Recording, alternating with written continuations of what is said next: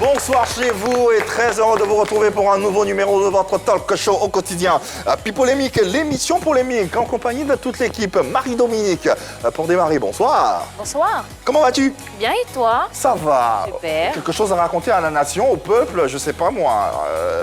Dire au peuple qu'on va faire une belle émission comme d'habitude, on va tout donner pour ce peuple-là. Donc, Ok. Voilà. D'accord, d'accord, on va tout donner. N'est-ce pas Annie? On va tout donner également, mais vraiment tout. On espère. Hein? Bonjour Yves. Bonjour. Comment ça va? Ça va très bien et toi? Ta femme? Ça va, tranquille. On donne tout ou on garde un peu? On donne rien. On donne rien. Bon, on est là pourquoi alors? C'est du Annie France. On ne donnera rien. Rien de chez rien. Ah, c'est pas Yann vrai. Cédric, lui, il a beaucoup de choses à donner. Ouais, on De reste l'amour surtout, n'est-ce pas? surtout ça, surtout ça. Ça va? Ça va super bien et toi? Ça va, la forme j'espère. Tout est au point.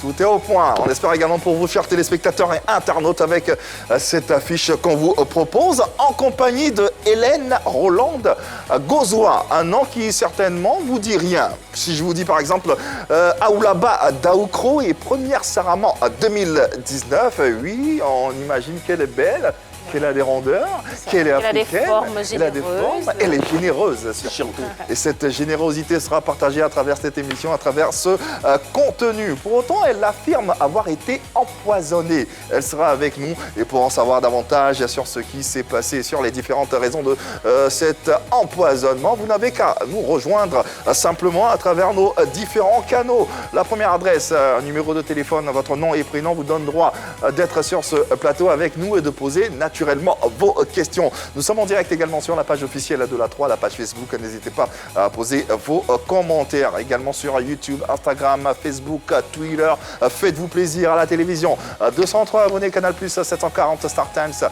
Le numéro 3, enfin, pour la TNT. On le répétera jamais assez. Shadrach officiel et Begré Kwadia, merci à tous les deux de suivre PLK depuis le début. Merci pour vos gentils commentaires. Deux autres coucou à Silla Karamoko et à Sylvie Kouakou. Merci beaucoup.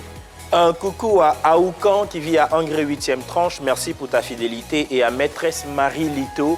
Bisous à toi. Le ton est donné, il y aura naturellement de l'émotion dans l'air. Son histoire aurait pu ressembler à un véritable conte de fées. Au sommaire de ce numéro de PPLK, Hélène Rolande Gauzois contera sa vie qui a failli virer au drame après un épisode tragique. La première Saraman Aoulaba 2019 sera face à nos polémistes réunis au grand complet.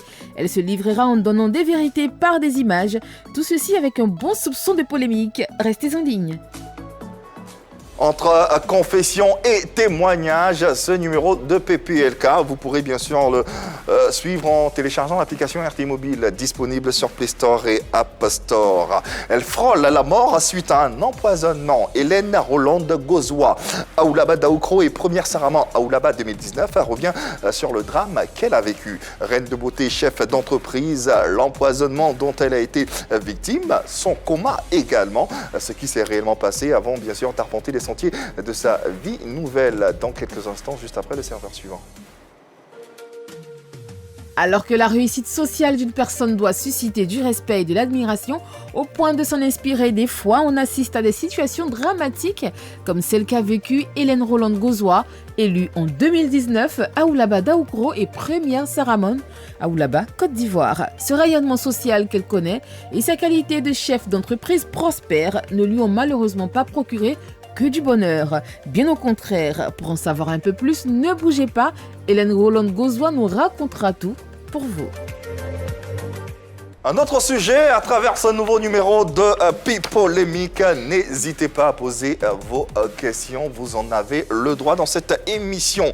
Et ces questions, vous pourrez les poser à notre invitée qui a été élue reine de beauté au concours Aoulaba Daoukro et première Saraman Aoulaba 2019. Elle est également mère et chef d'entreprise. Autrefois secrétaire, elle se lance dans le monde des affaires et trace les sillons d'une vie paisible. Cependant, victime elle a été d'un empoisonnement qui a failli l'emporter. Elle revient sur cette situation pour nous relater les faits, mais également pour nous en donner les raisons. Recevons s'il vous plaît avec toute la révérence due à son rang et à sa dimension, Hélène Rolande Gauzois.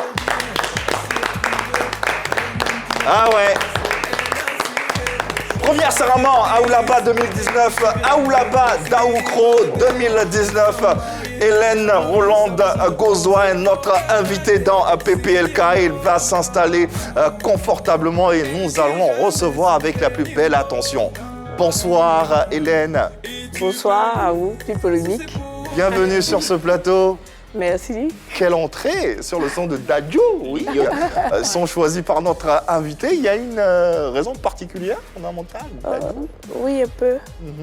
J'aime beaucoup la chanson qui dit Lyon, qui fonce, qui ne regarde pas, qui prend sa famille en charge et tout ça. Et je me suis retrouvée dedans. Hélène Rolande Gozois, notre invitée. Très heureux nous sommes de la recevoir sur ce plateau, de vous la présenter également parce que c'est une ambassadrice de la beauté ivoirienne, on l'a dit, Aoulaba Daoukro, ainsi que première Saraman Aoulaba 2019. Première Saraman, c'est l'équivalent de première Dauphine, c'est bien ça? Voilà, dans tous les cas, bravo pour ce rang et bravo d'être une ambassadrice de la beauté ivoirienne. Et je suis sûr que nos téléspectateurs seront également enchantés de vous découvrir. Cependant, vous avez été tragiquement victime d'un empoisonnement. Est-ce que vous êtes prête à nous en parler de façon très ouverte? Oui, je suis à mon aise, donc je peux parler. Voilà. Nous en parlons ensemble avec vous, chers téléspectateurs. N'hésitez pas, vous avez la possibilité de lui poser vos questions directement à travers les différents canaux que vous connaissez. En attendant, on lui permet de s'installer à travers cette présentation qui vous permettra d'en savoir un peu plus sur son sujet. La candidate numéro 4. Bonsoir Hélène Rolande.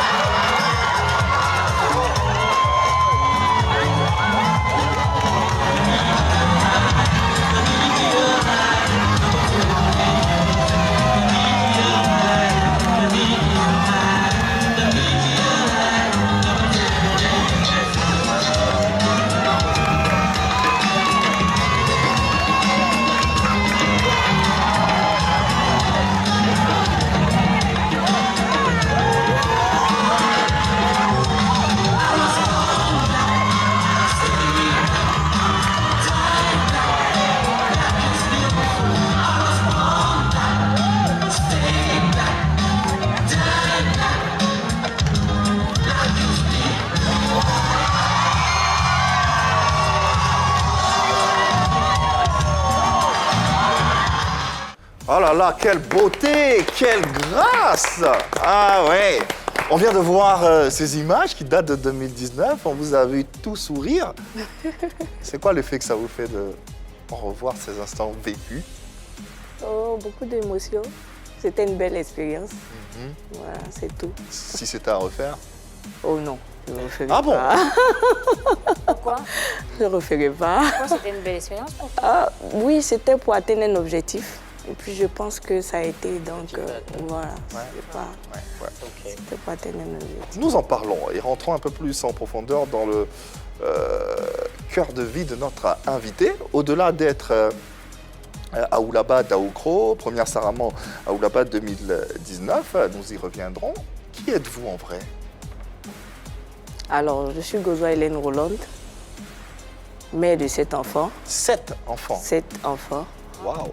Chef d'entreprise. Aujourd'hui, titulaire d'un BTS en secrétariat bureautique, architecte d'intérieur, restauratrice également. Plus jeune, vous rêviez de quoi? Plus jeune, j'ai toujours rêvé de faire des affaires. Contrairement à la vision de mon père et de ma mère qui voulaient que je sois avocate comme lui. Et j'ai suivi ma voie. Et très tôt, je voulais m'arrêter, mais après, il y a eu un conflit entre lui et moi. Alors, donc, je suis allée jusqu'au BTS. Et puis après ça, j'ai déposé et j'ai suivi ma voie. On rappelle que votre père, c'est le célèbre avocat ivoirien, Maître Charles Gabi, très connu dans le sérail. Et aujourd'hui, pourquoi vous n'avez pas voulu suivre ses traces? C'est pas... C'est pas mon truc. C'est pas mon truc. Moi, j'avais toujours les affaires dans l'âme, la décoration, l'art. Même plus jeune? Oui, plus jeune. Plus jeune déjà, je faisais ma peinture moi-même en chambre et tout ça. Je faisais moi-même les dessins dans la chambre et tout ça. Donc, je me suis toujours sentie dans l'art. Dans les affaires. Une passion pour les affaires, mais voilà. Cependant, on commence quand même à bosser en tant que secrétaire. Mais vous claquez tout carrément pour vous concentrer sur les affaires. Tranquillement. C'est quoi? Qu'est-ce qui s'est passé? C'était quoi le déclic? Qu'est-ce qui vous a motivé finalement pour vous orienter dans les affaires? Une petite anecdote, j'avais un problème dû à mon physique. D'autres femmes sont peut-être victimes de cela. C'était le chantage, des droits de cuissage et tout ça. Et puis j'ai dit, bon, attends, c'est tellement que c'est même pas ma voix. C'est comme ça que j'ai décidé de claquer la porte. J'en avais marre et je suis mon chemin. C'était répétitif chaque fois que vous sollicitiez quelque chose? C'était difficile. Comment vous gériez tout ça? Je suis quelqu'un de beaucoup froide dans la tête. Je ne suis pas euphorique.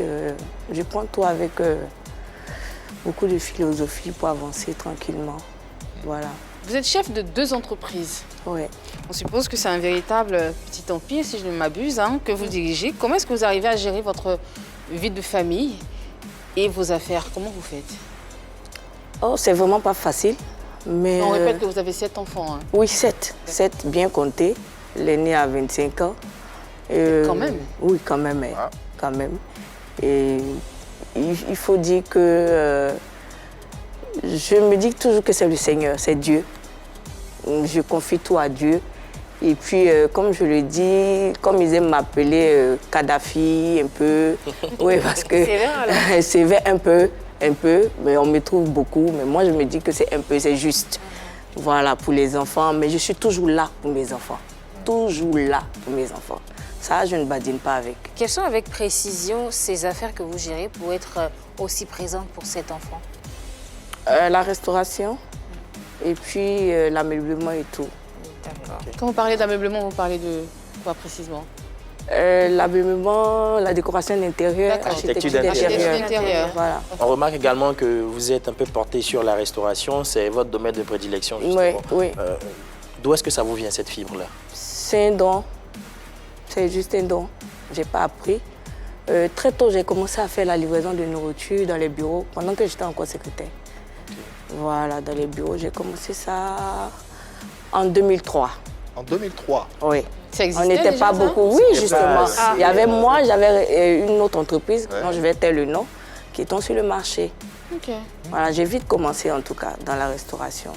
J'ai fait le premier restaurant en 2006, au 220, à Djamé. Vous êtes passé par pas mal de difficultés, destruction d'espace, perte de restaurant, mais pas que. En tout cas, il y a eu des succès également. Aujourd'hui, avec ce parcours, est-ce que vous vous considérez comme une femme d'affaires accomplie? Non, pas encore accomplie, j'ai beaucoup à apprendre. Je me trouve beaucoup trop ouverte, trop légère dans mes... Dans la gestion? Dans mes prises de décision avec les personnes, avec mes collaborateurs. Et ça, c'est un défaut? C'est un défaut. Ça m'a causé beaucoup de problèmes. Pour le business, c'est un défaut. Oui. Humainement, peut-être pas, mais pour humainement, pas. Même pour le business, c'est un défaut. Il faut que je corrige ça. Parce que ça m'a causé beaucoup de problèmes. Voilà, un peu. Le monde des affaires, succès financier, mais aussi des déboires, surtout avec cette tentative d'empoisonnement qui vous a plongé 3 jours durant dans le coma. Nous en parlons. J'avais le restaurant à Yopougon qui était tellement bien parti. Et puis après, d'autres sont venus se greffer à Zito. D'autres sont venus se greffer à côté. En fait, dire empoisonnement, c'était comme un sort. Un soir, je suis là au restaurant qui marche bien. On a commencé le zouglou. En tout cas, c'était parfait pour moi. Et puis, je prends froid. Donc, je me dis, c'est certainement la fatigue. Donc, je rentre à la maison. Le restaurant était en exercice depuis en activité depuis combien de temps? Justement, était en activité depuis seulement 3 mois. 3 mois. Mais c'était tellement parti, voilà. Donc, ça inquiétait ceux qui étaient autour. Les voisins? Les voisins. D'accord. Il faut ajouter qu'avant ce restaurant-là, vous aviez déjà d'autres restaurants. Ouais, 2 restaurants. 2 restaurants. 2. Qu'est-ce qu'il était de ces 2 restaurants? Le premier restaurant, on l'a détruit parce que la mairie devait utiliser l'espace. Et le deuxième restaurant, j'ai été victime de vol non seulement par mon cuisinier qui est parti avec une grosse somme, dont je ne vais pas dire ici, et puis après les braqueurs sont venus casser, prendre le matériel et tout ça. C'était à Angers Terminus. Okay. C'était à l'espace du grand frère Aubin Monfé. D'accord. C'est moi qui l'avais. Ok, d'accord. Voilà. Ensuite, donc c'est le troisième restaurant que vous ouvrez. À Yopougon. D'accord. Et 3 mois après? C'est parti, vu que j'avais une particularité dans mes repas. Voilà. J'avais une façon de faire mon poulet, j'appelais ça le poulet farci. Voilà, avec de la crème fraîche, c'était nouveau dans le secteur, avec des petits pois, les pommes de terre vapeur, ainsi de suite. Et à moins de coût, je faisais le poulet à 5 000. Et c'était donné pour tout le monde avec du... Voilà, toutes les bourses. Donc du coup, toute la jeunesse, tout le monde venait et j'ai ajouté le zouglou dans le restaurant. Donc c'est allé très vite. C'est allé très vite. Ça a gêné les voisins. Ça a gêné les voisins, en effet. Comment vous vous rendez compte, comment vous commencez à sentir que vous gênez? Oh, déjà, des voisins qui viennent commander la nourriture chez moi, juste pour déballer, pour voir un peu comment ça se passe, qu'est-ce que j'ai mis. Oui, des restaurateurs pour voir un peu, bon. Ça, c'est un peu normal, c'est de bonnes guerres. C'est de bonnes guerres. C'est normal. Bien savoir ce qui se passe dans les assiettes de l'autre côté. Oui, mais déjà, ça veut dire que... c'est des secrets de cuisine qu'on ne partage pas. Voilà, on ne partage pas. Mais une fois que tu cherches à découvrir pour l'autre, c'est que tu as un problème avec l'autre. Tu t'inquiètes de ce qui se passe à côté, des clients qui vont aller par là-bas, de ce qu'ils aiment manger pour essayer de proposer la même chose. Oui, mais pourquoi faire la même chose? Pourquoi pas créer pour toi-même? Alors, on s'inspire toujours, hein, surtout quand ça marche. Sur ce plateau, effectivement, on s'inspire toujours de ce qui marche. Donc, aller commander un poulet chez vous et le proposer ou proposer peut-être une façon améliorée chez moi, c'est pas forcément c'est pas malsain, forcément. Peut-être que je me suis inspirée de votre cuisine. Bon, peut-être, mais moi, j'ai pas vu ça sous cet angle. D'accord. À quel moment, justement, comme Yves l'avait demandé, à quel moment vous vous rendez compte de ce piège qu'on vous a tendu? Oh, c'est dans la maladie. Jamais vous l'avez vu venir? Non, moi, j'ai pas de préjugés sur les gens en général. Est-ce que vous entendiez bien avec eux déjà? Bien sûr. Okay. Moi, j'ai pas de problème. Mais jamais eu de disputes entre eux? Non.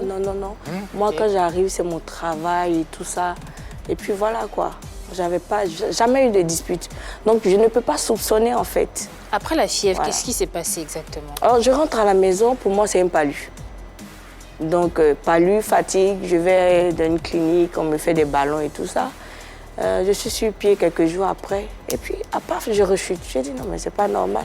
On vient de faire un traitement de palu, c'est pas normal que je rechute. On dit d'essayer de voir, peut-être que c'est une fièvre typhoïde. Donc, je fais les analyses, pas de fièvre typhoïde.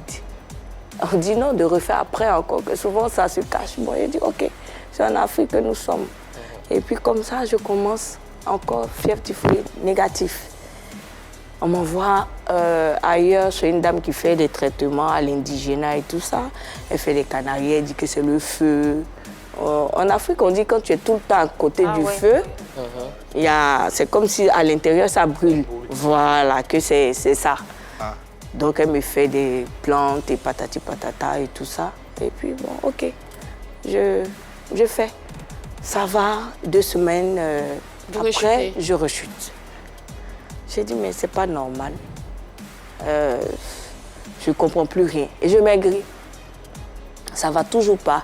Je suis avec les enfants, on s'inquiète, on va à l'hôpital, on fait toutes les analyses, il n'y a rien. Je vais bien. Médicalement, ça va. Mais je ne vais pas bien, en réalité.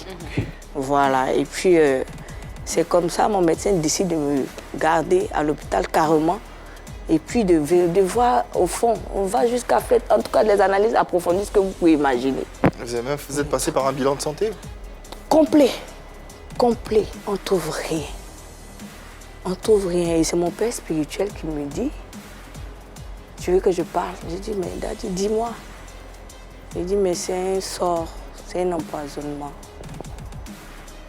On va pencher du côté de la prière. J'ai dit, ok. Mais en ton temps, il partait en mission, il devait revenir.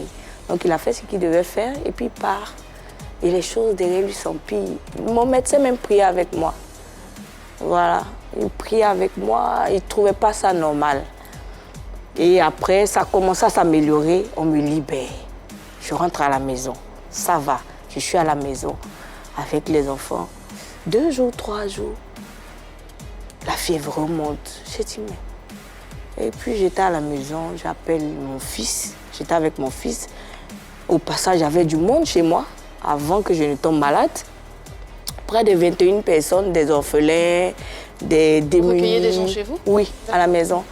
Que je prenais en charge des personnes en difficulté, des femmes, enfants et tout ça. Je m'occupais d'eux avec mes activités. Mais quand ça a commencé, tout le monde est parti. Tic-tac, tic-tac, tic-tac. Je me suis retrouvée seule avec les enfants, avec mon aîné et puis les autres. Voilà, c'est comme ça. Vous avez quelle raison? Pourquoi ils sont partis? Vous avez cherché à savoir, à comprendre? C'est un peu bizarre, non? Vous les recueillez? Il n'y a plus de revenus, c'est plus le même rythme. Donc, à la maison, on ne mange plus. Non, parce que j'ai dit à ma fille d'arrêter. C'est elle qui part à l'école, qui descend à 17h, qui se change, qui retourne, qui part au restaurant, qui rentre à 2h, 3h pour repartir à l'école à 7h, 8h.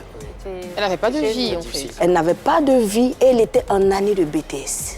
Non, je lui ai dit, arrête. On va donner à quelqu'un, on va vendre tout ce qui est dedans. Et puis, quand je vais aller mieux, je vais reprendre. Elle dit, non, maman, je peux. J'ai dit, non, laisse tomber.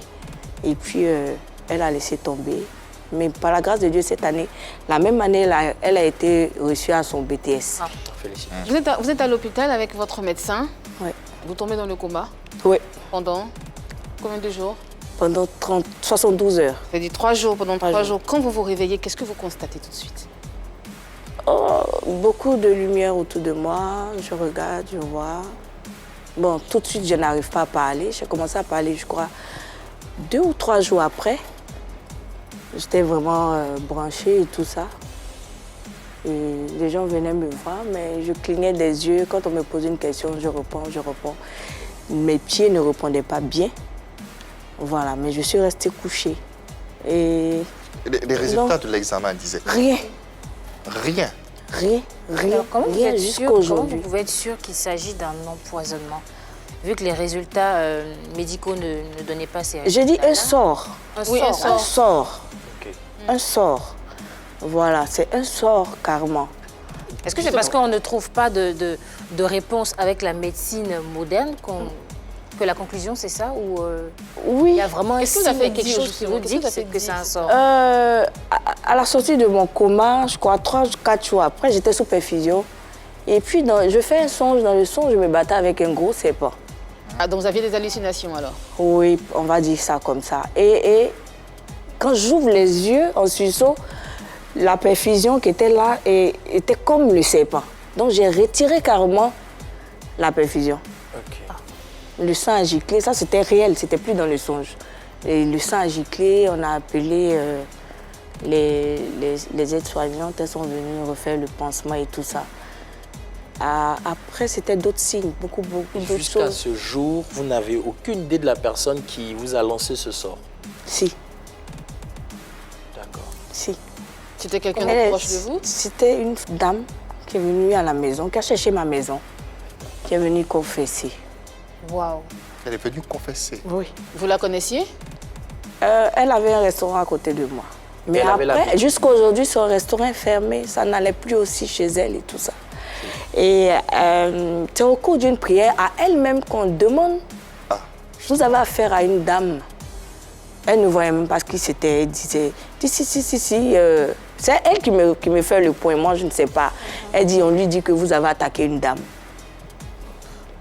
C'est pas tout le monde qu'on attaque, c'est pas n'importe qui, c'est un enfant de Dieu que vous avez attaqué.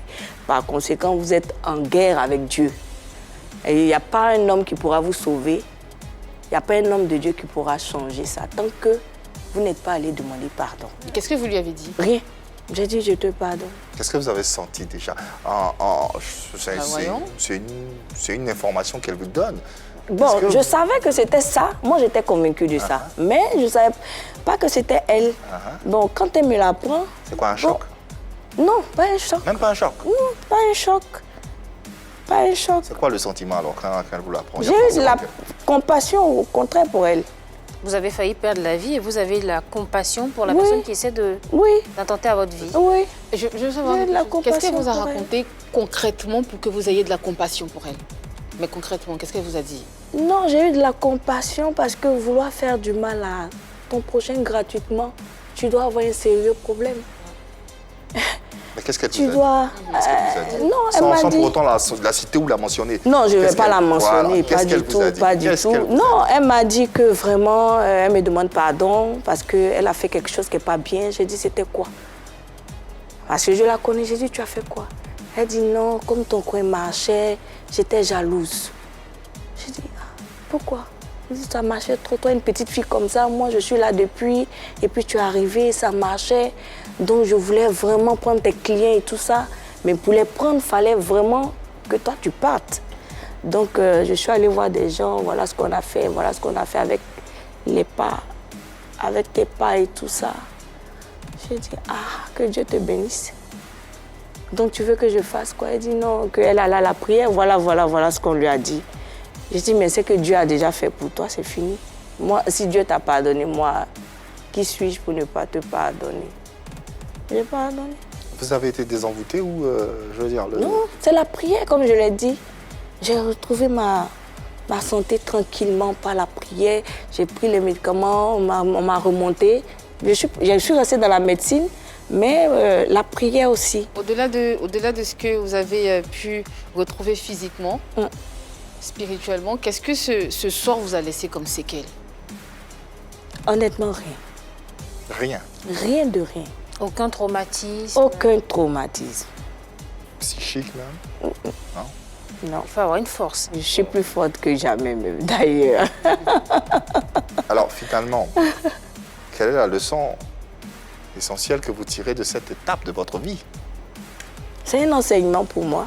Ça a été un enseignement. Je prends tout comme un enseignement et je conclus que le Seigneur est avec moi.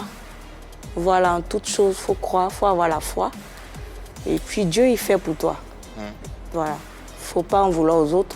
Témoignage poignant et édifiant de notre invitée Hélène Rolande Gauzois, Aoulaba Daoukro et première Saraman Aoulaba 2019.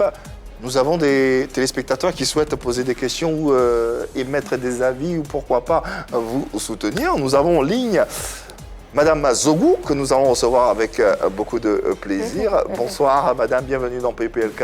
Oui, nous vous écoutons et nous sommes très heureux de vous avoir sur ce plateau. Coucou Rolande, j'espère que tu vas bien. Tu sais que j'ai de l'admiration pour toi. Alors, salut à l'équipe de Pipolémique. J'espère que vous vous portez très bien. J'ai une petite question à poser à Rolande, comme j'aime l'appeler Tata Elena. D'où vient sa force pour traverser toutes ces difficultés-là et vraiment s'en sortir? Comment elle fait pour persévérer? Comment elle fait, d'où elle tire sa force? Et comment elle fait véritablement pour passer toutes ces années avec toutes ces difficultés, ces moments de maladie, ces empoisonnements, ces difficultés dans son travail, et elle arrive à tenir la tête haute. Vraiment, j'aimerais connaître son secret. Bye bye. Merci infiniment Madame pour ce joli et gentil message et à la fois pour cette question. Alors, je dirais que c'est Dieu, toujours, et puis mes enfants. Voilà. Je puise ma force dans la parole de Dieu. Et puis, l'amour que j'ai pour mes enfants, quand je regarde mes enfants, je me dis, tu dois y aller. On ne s'arrête pas. Justement, vos enfants, pour en parler, qu'est-ce qu'ils en ont pensé? Qu'est-ce qu'ils vous ont dit? Comment ils ont vécu la situation de façon brève? Difficilement. Et surtout, ma réaction face à toutes ces personnes, parce qu'après, j'ai rien fait, j'ai pardonné, j'appelle certains, même ceux qui étaient à la maison, on s'appelle, mes enfants. Tous ceux qui ont disparu, là? Oui, il y en a que j'appelle, il y en a qui sont en difficulté, qui me recontactent. Et quand je peux, je réagis. Voilà, après, ils sont peut-être partis parce qu'ils ont vu qu'il n'y avait pas de moyens. Il n'y avait plus de moyens. Des poids en plus. Voilà, donc... En tout cas, courage à vous et bravo. Merci. Bravo pour cette détermination ou cette insensibilité, c'est incroyable. Hein. C'est incroyable. Hein. Vous vous laissez porter, on suppose, par la spiritualité, par la divinité, et ça, c'est à votre avantage. En tout cas, cette étape et cet enseignant dont vous parlez, vous a permis de renaître. De renaître. Oui, de renaître. Ouais. Et cette résurrection survint en partie grâce à ce concours qui vous révèle à la face de la Côte d'Ivoire.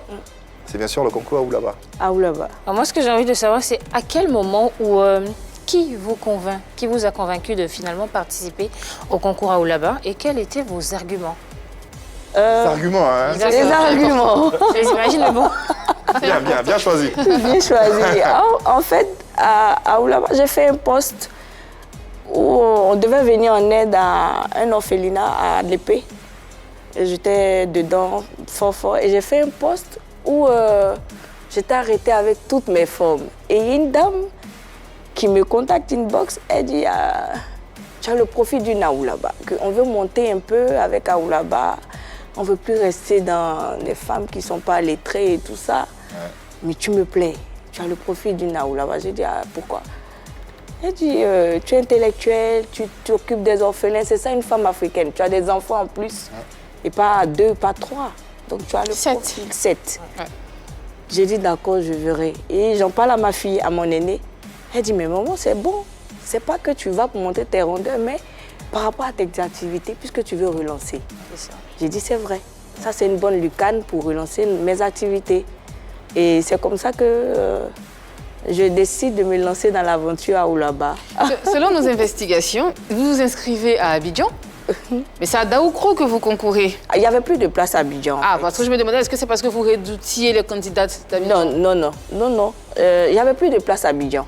Donc quand je regardais, selon moi, mon calendrier, je regardais les dates, j'ai vu que mon calendrier d'activité passait avec la date de Daoukro, les dates de Daoukro. Et donc, je ne connais personne à Daoukro. Donc je pars avec ma fille seulement à Daoukro. À deux, justement. Oui, à deux. Wow. À deux. Et une fois là-bas pour le concours, vous finissez à Aoulaba 2019. Qu'est-ce qui a milité en votre faveur? C'est le public.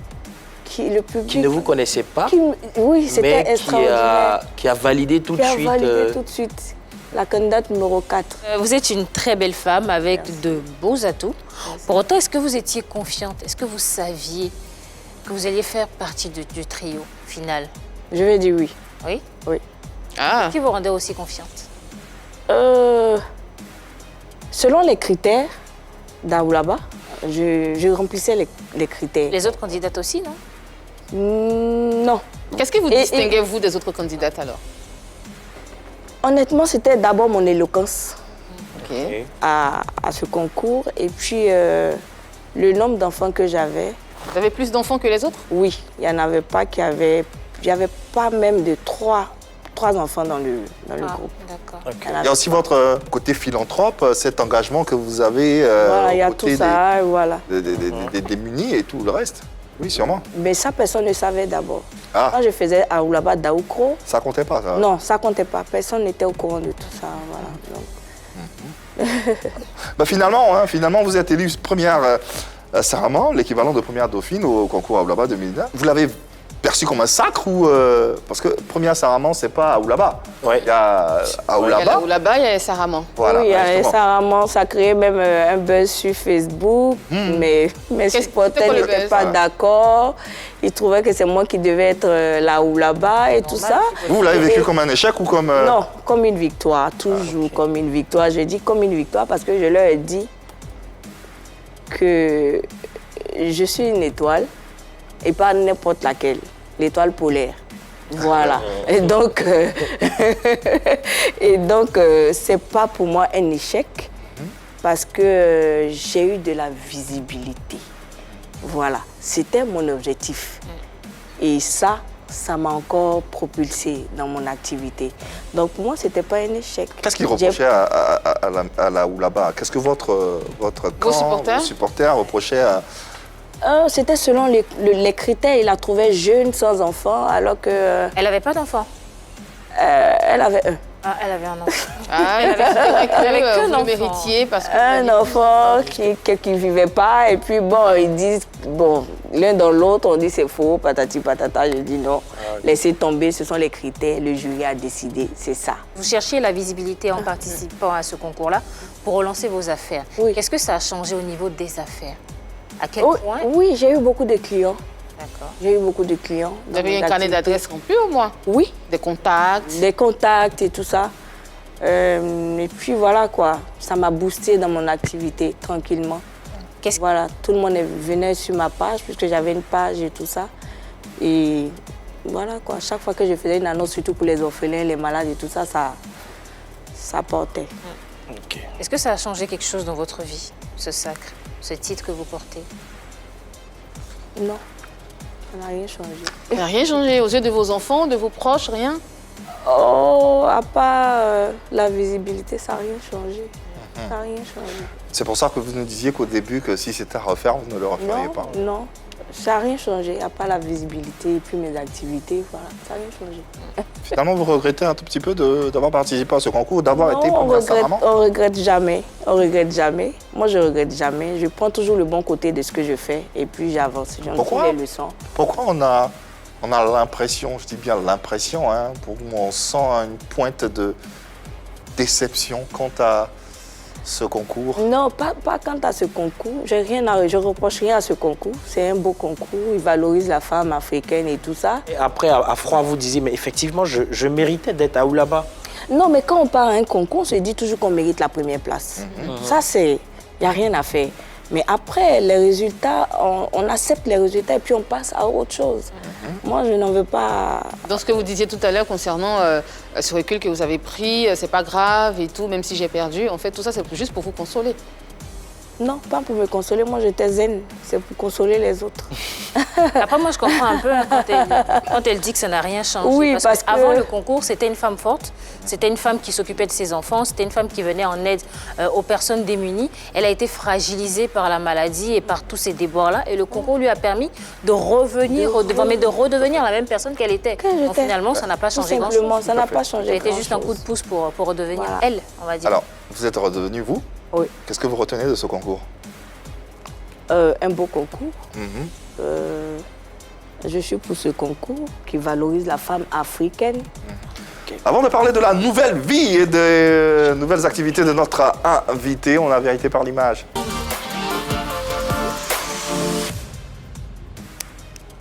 Les cases obligées de cette émission, Vérité par l'image, en compagnie d'Hélène Rolande-Gozois, première Sarama à Oulaba 2019. Alors Hélène, on va vous proposer quelques images que vous allez voir défiler sur l'écran et puis vous y allez quoi. On ne vous pose pas de questions, si vous avez des choses à dire, voilà quoi. Nous on vous écoute. C'est bon? C'est bon, on peut y aller? Allons-y. Allons-y avec le sourire en plus. Première image, ouais. Oula! Oula! On est dans la générosité, hein. Assurément. C'est direct. Et Dr Yao. Tout à fait. Heureusement, vous la connaissez? Oui. Ok. Elle me plaît bien. Voilà, c'est tout ce que je peux dire sur elle. Pourquoi elle vous plaît? Qu'est-ce qui vous plaît chez elle? Elle a une force de caractère. Voilà, je la suis de temps en temps, j'essaie de... Mais elle manque de coaching. Dans quel sens? Dans le sens de son activité qu'elle mène et tout ça. Voilà. Qu'est-ce que vous lui donneriez comme conseil en tant que coach?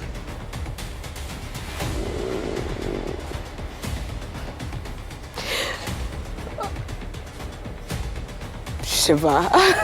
Conseil même est étonné. Il faut une séance. On sent que ça a arrêté. Il faut des échanges. Voilà. C'est trop. Donc si elle serait bien. Elle pourrait participer à Oulaba, non? Mais il faut un enfant. Oui, elle a des enfants. Si elle a un enfant, elle a un enfant un peu. Elle a un enfant. Mais est-ce qu'il y a l'objectif derrière, comme disait... Non, après ça, c'est après, on va lui demander. Tu l'as pas, ça, mais au moins, est-ce qu'elle est candidable? Ouais. Oui, si elle a un enfant. Elle a les formes. Voilà, c'est bon. Deuxième image. Une autre reine de beauté. De beauté. Oui, je l'aime bien. Elle est gourou comme moi en plus. Ah! Je l'aime bien, voilà. Ça a été une belle Miss. Elle est belle en tout cas. Et puis, elle a mérité sa couronne, je veux dire. Et puis, elle est entreprenante en plus. Donc, je l'aime bien. Qu'est-ce que vous pensez de son mandat en tant que Miss? Son mandat était sans faute pour moi, c'était impeccable, tranquillement. Voilà, il n'y a pas eu de bruit et tout ça, c'est bon. Ok. Quelque chose d'autre à ajouter? Non. Non. Suivante alors. Dadju. Le prince Dadj. Le prince Dadj. J'aime bien ses chansons, ça me parle. Et comme vous l'avez constaté, Lyon, c'est le matin, je mets Lyon. Ah ouais? Voilà, je mets Lyon. Ça me booste. D'accord. Voilà. J'aime bien ses chansons. Il est bon dans ce qu'il fait. Voilà. Dernière image. Oh, maman. Geneviève Dao, la présidente du CACI, une femme vraiment dynamique, beaucoup maternelle. Qu'est-ce que c'est que le CACI? C'est le comité Aoulaba, comité Aoulaba Côte d'Ivoire. Aoulaba Côte d'Ivoire. Le comité Aoulaba Côte d'Ivoire. C'est une femme au grand cœur, elle nous prend comme ses filles pendant la mise au vert, même après. Elle discute avec nous, quand on a des bobos, on se confie à elle et tout ça. Donc voilà, vous êtes toujours en contact? Oui, nous sommes toujours en contact. On se parle sur WhatsApp. Ça va. Si elle était en face de vous, qu'est-ce que vous lui direz? Oh, je t'aime. Oula. Elle coach bien, hein, à ce point qu'on dit je t'aime tout. Oui, elle est bien. D'accord. Elle est bien, c'est une vraie mère, oui. C'est une vraie mère. Un peu sévère dans le travail, mais bon, c'est normal. Elle est beaucoup maternelle. D'accord. Beaucoup, parce qu'après un concours, elle n'est pas obligée de rester en contact avec nous. Elle prend de nos nouvelles. Moi, en tout cas, elle prend de mes nouvelles. Je ne sais pas si elle le fait avec les autres, mais si elle le fait avec moi... Vous n'avez rien d'autre à lui dire à part je t'aime? Non, je t'aime. Et puis voilà, force à elle pour le concours, c'est tout. Mais les récompenses qu'elle doit... Ah oui, mais... Le niveau qu'on doit élever. Le niveau qu'on doit élever aussi, c'est pas faux, voilà. Non, mais ce que je déplore chez Aoulaba, jusqu'à aujourd'hui, ils n'ont pas encore de sponsors. Ça, c'est compliqué. Du coup, après, pour élever les... c'est compliqué. Oui, mais je me dis que les sponsors aussi, ils viennent quand ils sentent que le truc a une portée. Voilà, il y a ça aussi. Tu vois. Donc, je pense que c'est à elle de faire beaucoup plus d'efforts pour que les sponsors... Elle et son comité, pour que les sponsors viennent à elle. Voilà. Et vraiment, pour les lots, cette année, j'ai regardé un peu, c'est bon. Ça s'améliore. Ça vous satisfait? Oui, ça s'améliore. Voilà qui a dit, bien dit et qui nous permet de refermer cette séquence vérité par l'image et ouvrir le dernier axe de cette entrevue. On parle de votre vie nouvelle et vos activités. Comment vous avez rebondi? Qu'est-ce que vous faites en ce moment? Toujours dans la restauration? Toujours dans l'architecture d'intérieur? Où vous avez basculé? Alors, je me relance dans l'architecture d'intérieur avec l'ameublement et tout ça. Et au départ, j'ai une belle équipe. J'étais toujours à Yopougon et puis ça va. Ça va jusqu'à ce que je passe à Saint-Midi et tout ça. Et puis je déménage de Yopougon, je viens à la Palmeraie. Donc du coup, puisque tous mes clients étaient dans la zone ici, donc du coup, partir à Yopougon, on fait des travaux, revenir, il faut louer tel bâcher, telle personne n'est pas venue aujourd'hui, c'était compliqué pour moi. Donc j'essaie de contacter des personnes dans la zone, des menuisiers et tout ça, qui ont leur atelier. Et puis je reprends avec eux tranquillement. C'était mon erreur. Puis je confie des travaux à quelqu'un, un menuisier dont je vais taire le nom. On fait une grande partie du travail et la cliente n'apprécie pas. Et elle demande qu'on reprenne le travail, mais pas avec le menuisier. J'ai dit, mais ça sera compliqué parce que j'ai déjà donné les fonds au monsieur. Si je prends une autre équipe, il va falloir débourser d'autres fonds. Et puis, j'ai dit, bon, je vais essayer de m'entendre avec le menuisier en question. Donc, je vais vers lui, il me dit, non, lui, il n'a pas dit qu'il ne peut pas refaire les meubles. Il a déjà engagé les frais, il n'a pas d'argent à redonner. Il est menuisier. S'il y a des défauts, il peut les reprendre et puis terminer. Mais si on décide de prendre une autre équipe, il n'a rien à voir dedans. Bien sûr. Ça, c'est à mes frères, c'est moi qui gère. Donc, j'étais coincée. parce que je voulais vraiment, vraiment aller jusqu'au bout, non seulement du marché, et puis préserver quand même ma crédibilité et tout ça. Aussi. Mais c'était vraiment coincé. Je me débat comme je peux. Et dans la même période, je rencontre un gros souci. Donc, qui me déstabilise carrément. C'était difficile pour moi de voir mon enfant agressé à 13 ans. Ma fille, quand je dis agression, vous pouvez imaginer ce que c'est. Et donc, ça a été une période vraiment sombre. Et lui-même m'a causé beaucoup de problèmes. Il y avait des retards sur des livraisons et tout ça. Vous avez même frôlé la détention. Oui, parce que ça même, c'est... Elles m'ont exposée sur les réseaux sociaux. Elles m'ont exposée sur les réseaux sociaux. J'ai été traitée de voleuse, d'arnaqueuse. Je suis à la maison, mon fils m'appelle en pleurs. Il dit, maman, il est en pleurs. J'ai dit, oui. Il dit, on dit, tu es une voleuse. Mes amis sont en train de se moquer de moi. Ma fille m'appelle. Ah, vraiment, j'ai souffert à cette période. Vraiment, ça a été un véritable parcours du combattant. Je voulais faire une vidéo, répondre avec les preuves qui sont encore dans mon téléphone.